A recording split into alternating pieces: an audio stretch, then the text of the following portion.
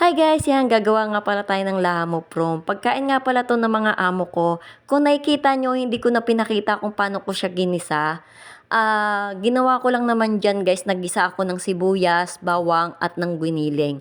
Ang pinanimpla ko lang diyan guys is nor cube, paminta at bahar at nilagyan ko siya ng tomato.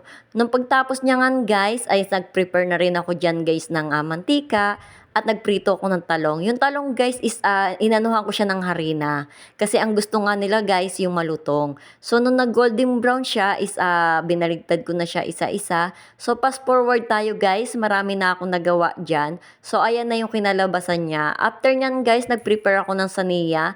Hinalagyan ko na siya ng bell paper at nilatag ko na rin diyan yung talong isa-isa.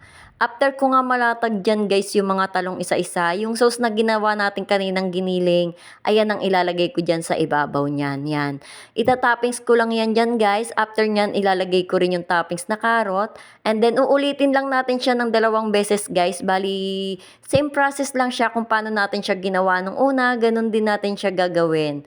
And then yan guys, nung natapos na nga yan guys, at kung hanggang ngayon guys at napapanood mo pa ang video ko, please follow me and like my video at pakishare na rin guys ng video ko sa inyong mga followers na hindi ko pa followers. And then nilagay ko na nga siya sa oven. Kung ano yung itsura niya, yun na po siya. Salamat!